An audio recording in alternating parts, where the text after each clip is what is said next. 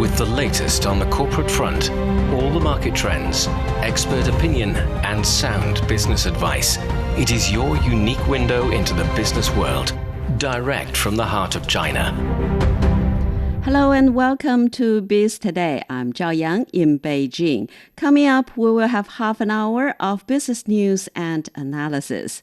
On today's show, Chinese President Xi Jinping proposed a global governance initiative at the SCO summit in Tianjin.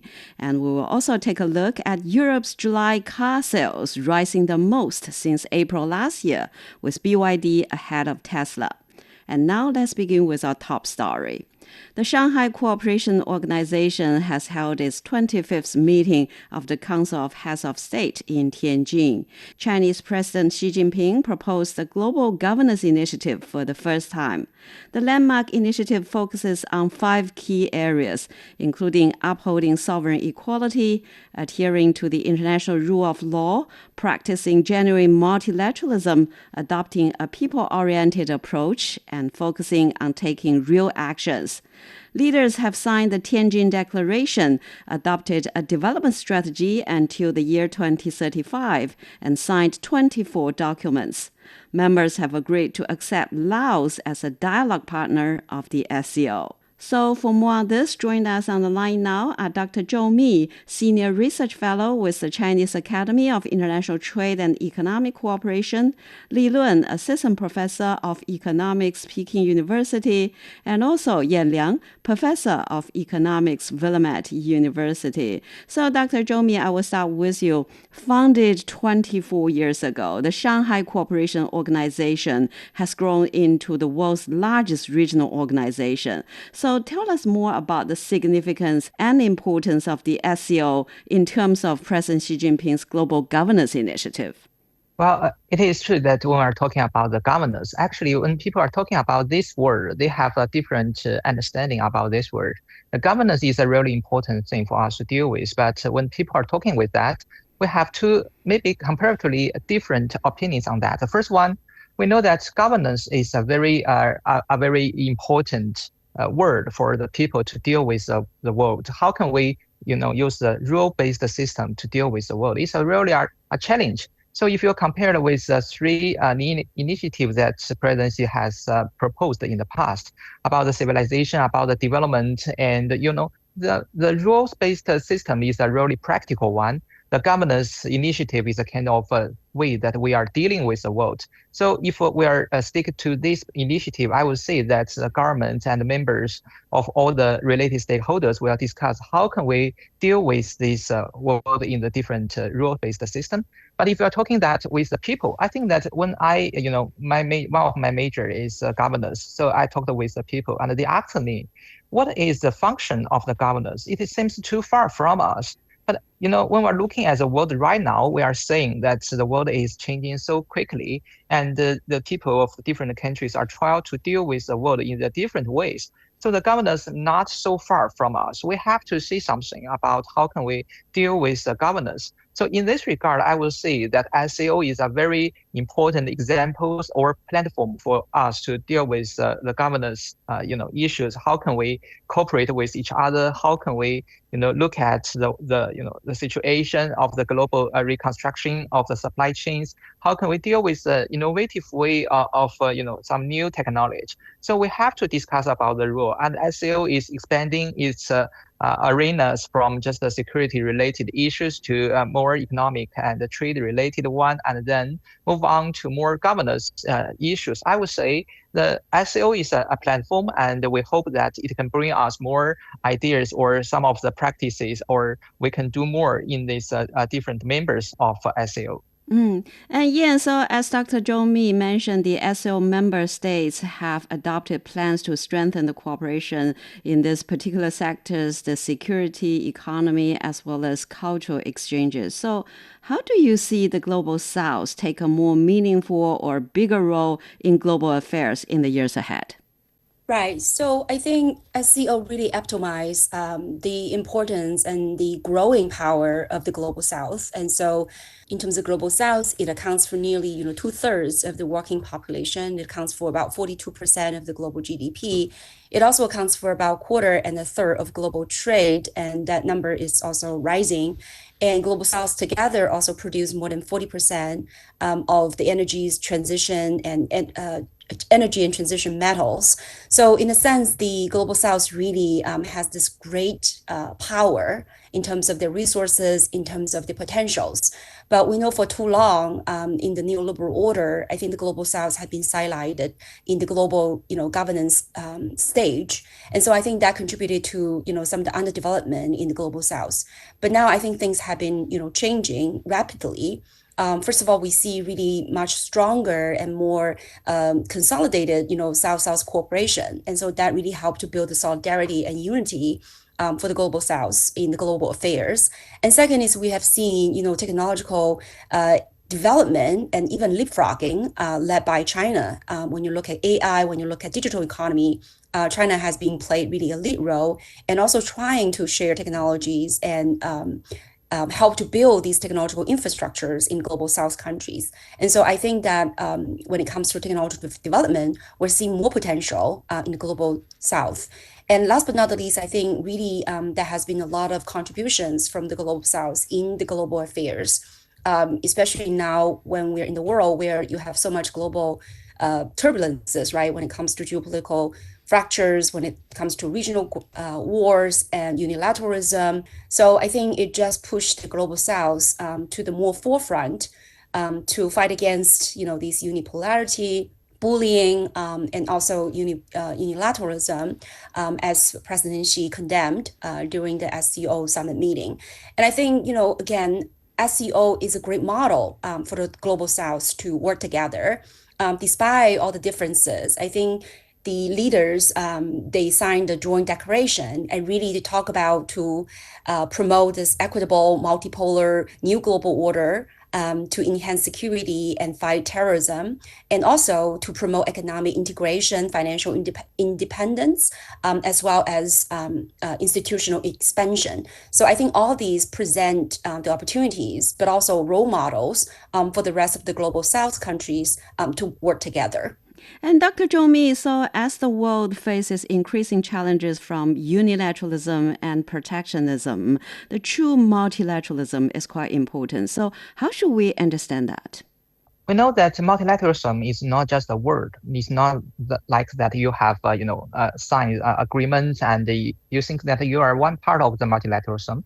I think the true multilateralism means that you are really thinking in the way of the different parties together. We have to take care of this world change because that every countries are developing their own styles. Maybe if you are looking at the strength of the economy, some countries is stronger, some countries are leading on the scale of the economy, on the development levels of the technology. But if K is trying to cope with others, we have to respect others. We have to think about the world, the ways of doing business is based on the market law. So if we're just trying to say that we are the leader of the multilateralism and we are, different from other countries, they have to fulfill their commitment, but we do not. That is not the multilateralism. So I think that the word of the true multilateralism really means that we have to respect the differences of the different economies, and we have to adhere to our principles, like we have the most favored nations. We treat every economy the same as others, and we treat the foreigners same with our nationals, the national treatment. So these principles are very important for the companies to make the decision in the longer term, and it is also important for us to just to help those some countries are not so developed. We help them to improve their capabilities in dealing with the situation.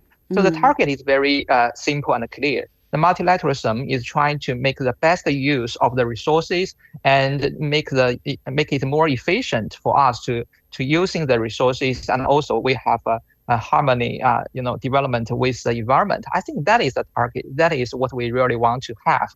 from the cooperation with other economies. And yeah, so talking about the economy, trade and investment, actually over the past 5 years, trade between China and other SCO members has surged, hitting a record high of 512 billion US dollars last year. So what does it say about the SCO's role in reshaping the global economic landscape, especially for the Global South? Right. So I think, first of all, in principle, I think it's very important that the SCO countries have demonstrated that despite the differences, countries could overcome, these differences and try to find common ground and to cooperate in various fronts. President Xi Jinping in his speech mentioned that SCO countries have cooperations in over 50 different areas, like energy, infrastructure, trade, investment, cultural exchanges, people-to-people exchanges, technological development, and so on and so forth. So I think that just showcase, in principle, there are really fertile grounds for cooperation. And in terms of in the practical sense, I think what SCO has been showing is that despite the United States' tariff war and unilateral sort of a trade system, countries could find ways to trade with each other. And as you just mentioned, that $512 billion China's trade with SCO members, and SCO members in China's trade actually cumulatively has reached $2.3 trillion. And China also invested 84 billions in terms of the stock of investment in the SCO countries. So that just showcase when it comes to trade and investments, there are a lot of grounds for cooperation. But it's more than that. China also, through the Belt Road Initiative, for example, has built many infrastructure projects in the SCO member states. And so, again, President Xi Jinping in his speech mentioned 14,000 kilometers of roads and 110,000 of China-Euro freight trades and trips and so on and so forth. So that just showcase, with these infrastructure, it really helped to connect the Global South and help them to expand economic opportunities. And two more examples are technological exchanges. And again, China has been taking the lead role here in, developing open source AI, but also help the other countries to, master some of the basic technologies and training facilities. As again, President Xi Jinping mentioned, double down the scholarships and also providing, 10,000, training opportunities and so on and so forth. So in terms of technological cooperation, I think there's a lot of potential. And last but not the least, when it comes to financial institutions, I think one important outcome from the summit is the pledge to establish SCO development banks.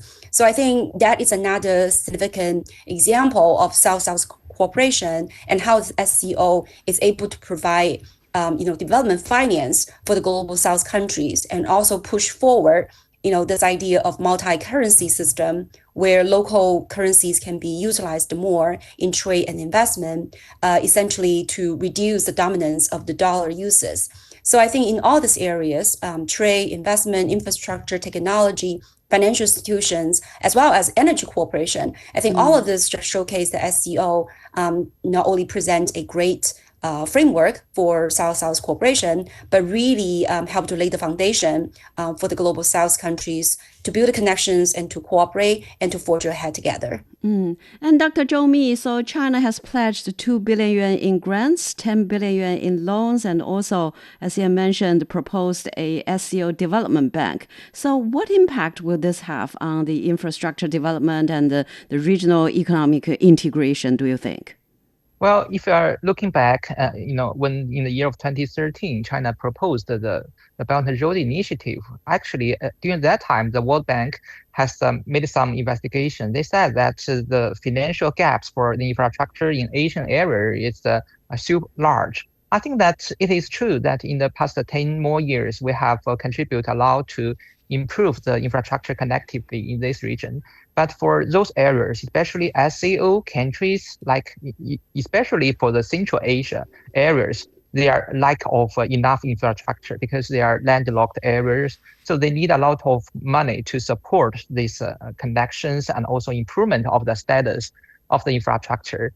But other countries like Iran, like Pakistan and India, I don't think that they are already have enough infrastructure. So we have to try to find some better way to support that. For the financial support, I don't think it's just a kind of the one-way support or financial grant from China. Maybe you mentioned several, but we are likely to use this opportunity to attract all the stakeholders to join this way together. Like we can find from the AIIB, the Asian Investment Infrastructure Banks. They welcome any stakeholders like United Kingdom, other countries. They can join that together to put their money here to support the development and also benefit from that. So for the financial gaps, I would say that is critical for us to deal with the problem of using the resources wisely and making the people, especially the remote areas and the villages, they can be connected to the main market. That is really important for them to have a better and quicker development in the coming years. And Li Lun, so people-to-people exchange is always considered as a very important priority.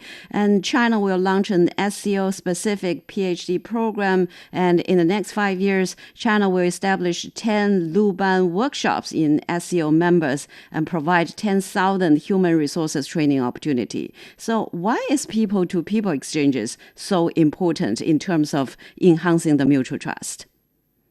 Yeah, so Chinese enterprises so far have already set up more than 3,000 companies in the SCO member states, which creates over 200,000 jobs. So we're seeing basically through these investments, through this cooperation, it basically not only builds up the trust, but also fundamentally changes or improves the local economy. But besides the economic side, I think in terms of the cultural side aspect of it, and in terms of the local stability aspect of it, these people-to-people exchanges are very important. For example, we're seeing the SCO-specific PhD program, and the program is basically have several features. For example, the PhD students will have 2 advisors, one from China, one from abroad, and also there's the 2 institutions from China and abroad will share some of the courses, and also there's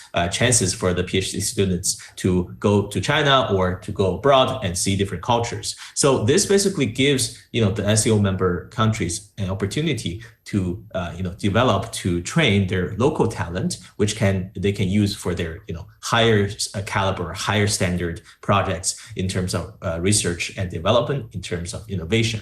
But besides that, the high-end skills for the scientists and researchers, there's also plan for setting up the so-called Luban workshops. Basically trains practical skills for the craftsmen, for workers. So these are also very important because this provides people the crucial human resource skills that they need. For example, to make things or to work in a factory. So I think overall these plans basically provides what's necessary for people to support their livelihood. And finally, last but not the least, I think through classrooms, through these courses, I think the teachers from China and also the local students can build some sort of trust and actually achieve true cooperation through these instructions. And so, Yan, the SCO leaders have issued a series of joint statements in Tianjin, setting out plans to deepen cooperation in technology, green growth, artificial intelligence, and digital economy. So which of the sectors do you think have more potential for meaningful progress? Well, I think all those areas hold great potentials. I think when it comes to renewable energy, SCO countries that really rapidly expand their renewable energy capacity. They hold about 50% of the world's total renewable energy capacity right now. Of course, China is taking a leading role here. But in the same time, I think they're also attending to energy security. And so the China Central Asia gas pipeline is really going to help to enhance energy security for the member states, and yet at the same time transition to the renewable energies.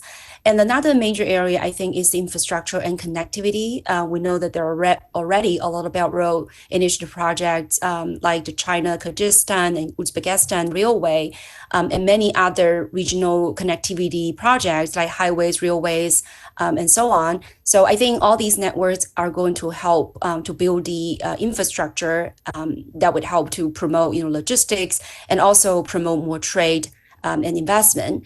And so that leads me, I think, to this idea of more, trade integrations, more, financial arrangements, as I just mentioned earlier, the SCO banks, but also, more investment facilitations. And I think last but not the least is really the technological, cooperation and this digital economy. As I think Li Lun just mentioned, there are a lot of human resource training that help to, lay the ground for not only, mutual trust and understanding, but also really for technological exchanges, right? Because a lot of ideas, they exist in people's mind, and by learning by doing, that would really help to boost technological developments. And so building these smart infrastructures and provide smart solutions, digital economy, when it comes to urban management, logistics, and healthcare industries, public health, all of this, I think, will be really helpful for technological cooperations and together build digital economy, facilitate digital trade. And so all of these are, integrated. And I think those are all have great potentials. But I think the last but not the least is, of course, tourism. 40% of the global population is in the SCO member states, and there are numerous UNESCO World Heritage Sites. And I think that there's also a lot of interest in provide these opportunities for cultural and tourism. So that not only boosts the economy, but also really help to enhance the mutual understanding and respect for the diverse civilizations, which is part of the Shanghai spirit. Well, we're speaking with Yan Liang, Professor of Economics, Willamette University, Li Lun, Assistant Professor of Economics, Peking University, and also Dr. Zhou Mi, Senior Research Fellow with the Chinese Academy of International Trade and Economic Cooperation. And after a short break, Europe's July car sales rise the most since April last year, with BYD ahead of Tesla. Stay with us. Welcome. I'm Elaf Elad, economics professor and member of the Data Science and AI Center at New York University, Shanghai. On the World Today program, you can find in-depth and impartial insight, as well as critical commentary on key trends in the Chinese economy, financial technology, business, and blockchain. To prepare for the world tomorrow, join me on World Today.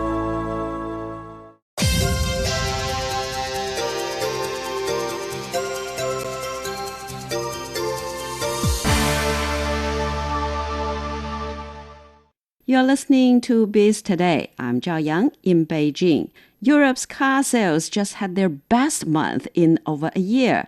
New car sales in Europe rose 5.9% in July. And the real headline is that Tesla's market share keeps shrinking while China's BYD is rising fast. And for the first time, it's ahead of Tesla in Europe.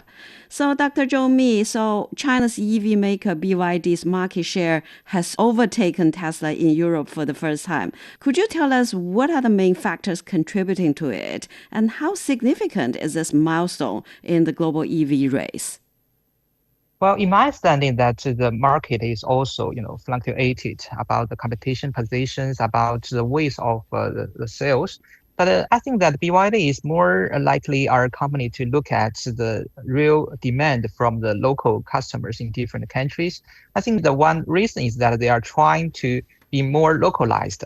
I mean, they are really want to know more about the consumers' demands based on the ways of using the automobiles, and also to give them some of these very quickly and accordingly changes about their design of the models. There are another reason is about the localization in the production of the cars in Europe. It is also a very important improvement for them to reduce the cost of building a car.